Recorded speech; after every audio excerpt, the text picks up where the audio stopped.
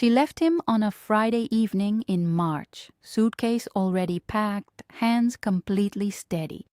It was the third time she had left, and standing in the hallway of the apartment she had shared with Daniel for 4 years, she felt something she did not expect to feel, not relief, not grief, but a specific exhaustion that had nothing to do with the relationship ending and everything to do with the recognition that she had been here before.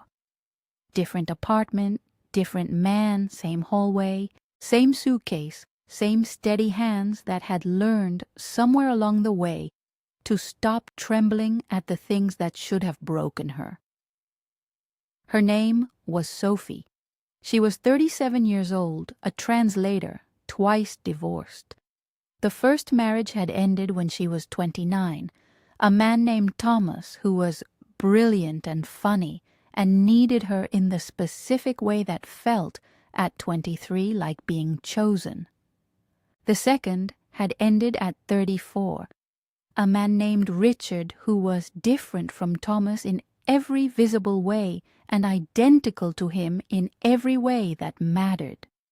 And now Daniel, who had also been different, who had also been the same. She stood in the hallway for a long moment before picking up the suitcase, and she thought, for the first time with complete clarity rather than defensive deflection, this is not bad luck.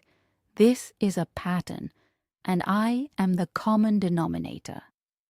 If that thought, not the accusation in it, but the clarity of it, resonates with something you have been circling without quite landing on, I want you to stay with me, because what I am going to share today is not about diagnosing the narcissist in your life.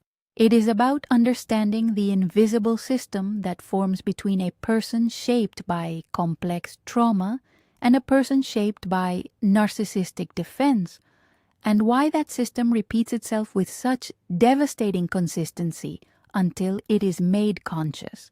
If this is your first time here, subscribe and turn on notifications. Every week, this channel brings clinical psychology into the conversations most people are having alone. You do not have to figure this out without language for it. Carl Jung said that everything that is not made conscious appears in our life as fate, and in the specific dynamic between codependency and narcissism, nothing is more fated, more repetitive, more quietly inevitable than the pull between these two wounds when they have never been examined. They find each other before conscious assessment has time to intervene. They feel like recognition, like finally, like coming home. And until you understand what is actually happening in that moment of recognition, you will keep calling it destiny when it is actually repetition.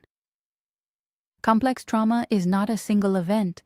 It is not the sharp, discrete wound of one moment that the nervous system eventually processes and integrates. Complex trauma is chronic. It is growing up in an environment of prolonged emotional unpredictability, where love arrives and withdraws without discernible pattern, where the emotional weather is controlled by someone else, where the child learns that safety is not a given but a performance.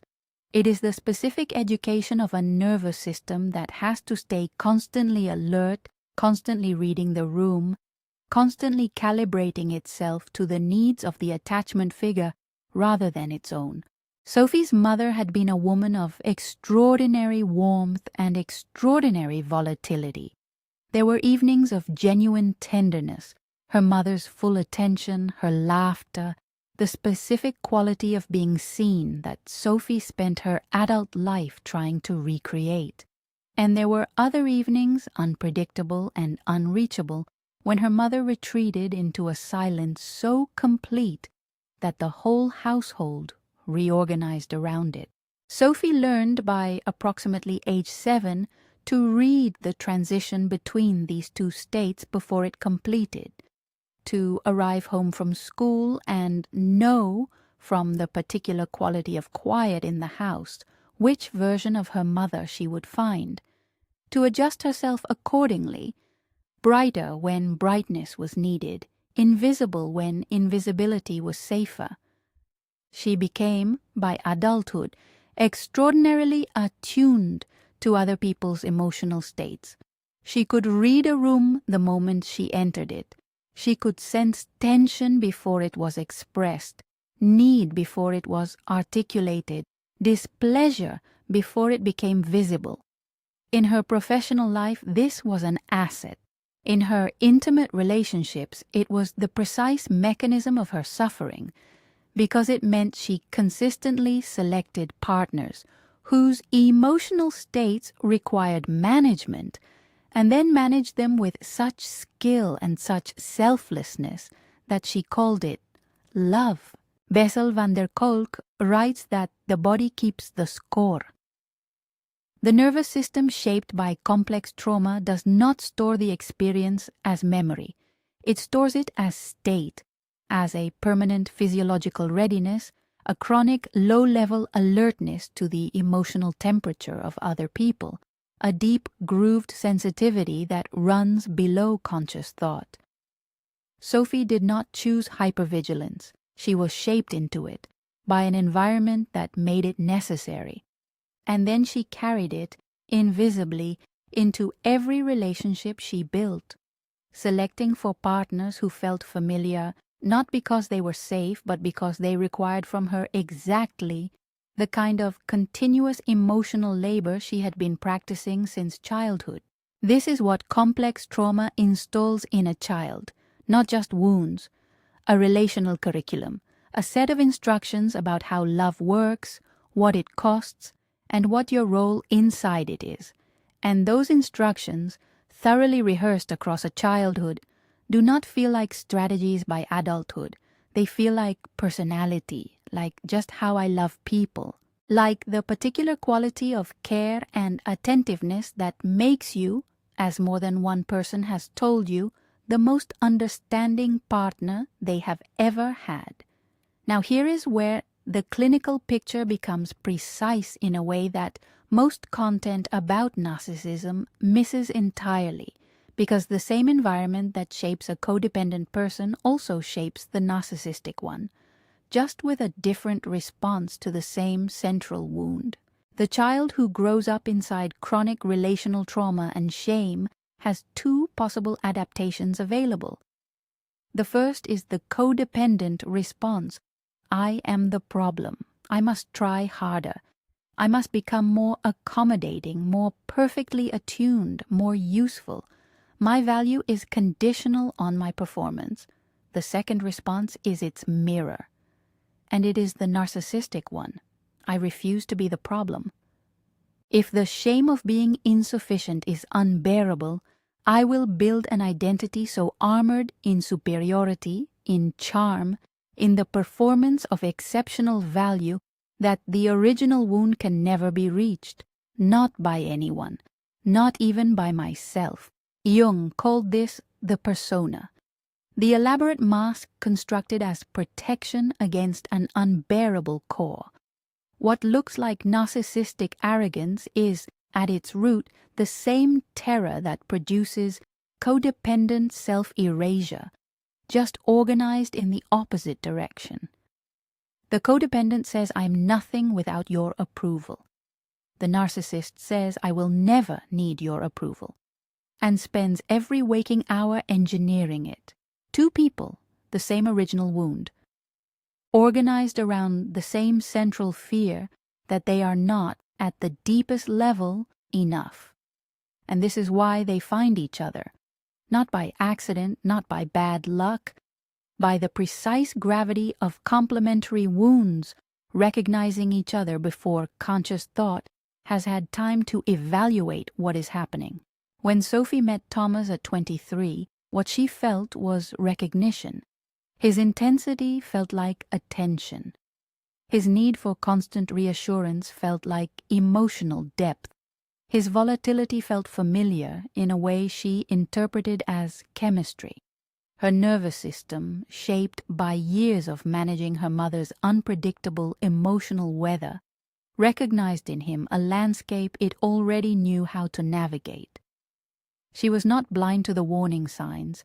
She was shaped to experience those warning signs as home, and Thomas, shaped by his own history of shame and compensatory performance, recognized in Sophie exactly what his wound required: someone extraordinarily attuned, extraordinarily accommodating, capable of providing the continuous external regulation that his own internal world could not generate. Her attunement was not a trap she walked into. It was a quality she had developed through genuine suffering, and it made her, to his nervous system, feel like safety.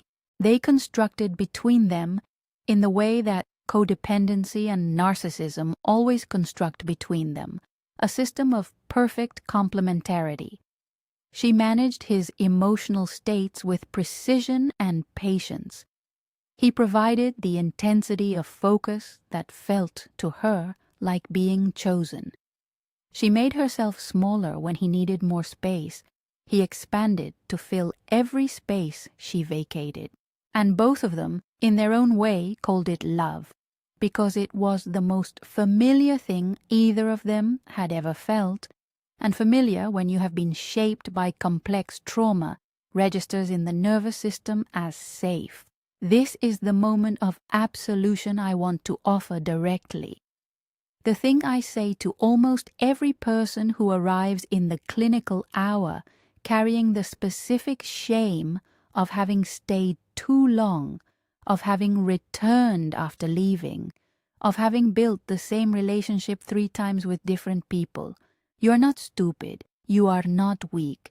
You are not, as some people have told themselves in the privacy of very late nights, fundamentally drawn to pain.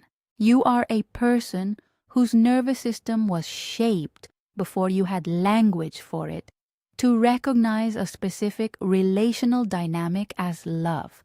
The work of unlearning that recognition is not a matter of trying harder or choosing better. It is a matter of making conscious what has been governing from the shadow.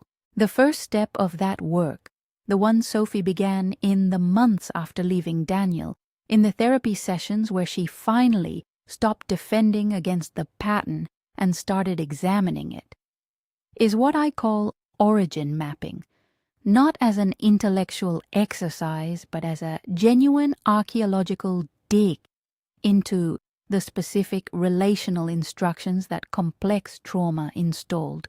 What did love feel like in the environment where you learned it? What did it cost? What did you have to perform to receive it? What happened when you stopped performing? These questions are not comfortable. They are, in my clinical experience, among the most important questions a person shaped by complex trauma can ask, because the answers reveal with precision the unconscious criteria by which the nervous system has been selecting partners. Sophie's answers, when she finally sat with them honestly, were these. Love felt like intensity. It cost continuous attention and self-suppression. She had to be perfectly attuned to receive it. When she stopped performing, it withdrew. These were not descriptions of her marriages, they were descriptions of her childhood. And they were, with devastating accuracy, the precise specifications to which she had been selecting partners for 15 years. Not because she wanted to suffer, but because her nervous system had been trained in its most formative period to recognize that specific configuration as love. The second step is what the Stoics called the view from above, the deliberate act of widening perspective far enough to see the pattern as a pattern rather than a series of isolated failures. Marcus Aurelius practiced this as a daily discipline. The intentional elevation of perspective until the immediate, the personal, the painfully specific becomes visible inside its larger context. For Sophie, this meant seeing not just Daniel or Thomas or Richard as individual people who had harmed her, but the system, the specific dynamic of codependency and narcissism, rooted in the same complex trauma, perpetuating itself across relationships and generations as something that had a name, a mechanism, and therefore a possibility of change. The third step is the hardest. It is the one that requires the most courage and produces the most lasting change. It is the willingness to grieve, not the relationships, not the men, but the original wound, the child who learned that love was conditional, the 7-year-old reading the quality of silence in a house to determine whether she was safe, the adolescent who became so skilled at managing another person's emotional state that she lost access to her own. That grief is the one that, when it is finally allowed to complete, changes the nervous system's selection criteria at the level where change actually sticks, not through insight alone, but through the somatic release of a sorrow that has been held in the body for decades. Epictetus said that people are disturbed not by events, but by their judgments about events. He said this from slavery, which gives the observation a particular weight. What he meant, what I believe he meant, having worked with the aftermath of complex trauma across years of clinical practice, is that the suffering that persists is not the suffering of what happened. It is the suffering of the story we continue to tell about what it meant. The story Sophie had been telling, that love required performance, that her needs were burdens, that intimacy meant managing someone else at the expense of herself. That story was not the truth of who she was. It was the conclusion a child had reached in a specific environment, and it had been running her relational life ever since. By the autumn following her departure from Daniel's apartment, Sophie was not in a new relationship. She was, for the first time in her adult life, in a different relationship with herself, one that did not organize itself around the management of another person's emotional state, one that allowed her needs to exist without immediately calculating whether they were too much, one that was, slowly and imperfectly, learning to experience quiet, not as the dangerous precursor to withdrawal, but as simply quiet. She told her therapist in a session in October that she had met someone she liked, that he was kind in a way that felt, she said, almost boring at first, because there was no volatility to navigate, no tension to manage, no performance required. And then she said something that I want to give you directly, because it is the most clinically honest description of healing from this pattern that I have heard in years of this work. She said, I kept waiting for the familiar feeling, and it didn't come, and I realized that what I had always called chemistry was actually my nervous system recognizing its own wound. And the absence of that recognition, which felt boring at first, is actually what safety feels like. I just had never felt it before, so I didn't know its name. That is the destination of this work, not the dramatic transformation, not the sudden arrival of a healed self, the quiet, gradual, deeply earned recognition of what safety actually feels like. In a body that has spent decades confusing familiarity with love. If you want structure for this journey, a method that takes you through the specific work of mapping the original wound, identifying the relational instructions complex trauma installed, and beginning the process of rewriting them, my ebook, The Shadow of Marriage, was created for exactly this. Not as a collection of tips, but as a clinical framework for people who are ready to do more than understand the pattern, who are ready to change it. The link is in the description. And if this video reached something real in you today, leave a comment. Not a reaction, a reflection. One sentence about the pattern you have been living and are ready to name. Writing it makes it visible. and visible is where everything begins. Subscribe if you haven't already. Your story does not have to end in the shadow. It changes the moment the shadow becomes conscious, and that moment is available to you right now.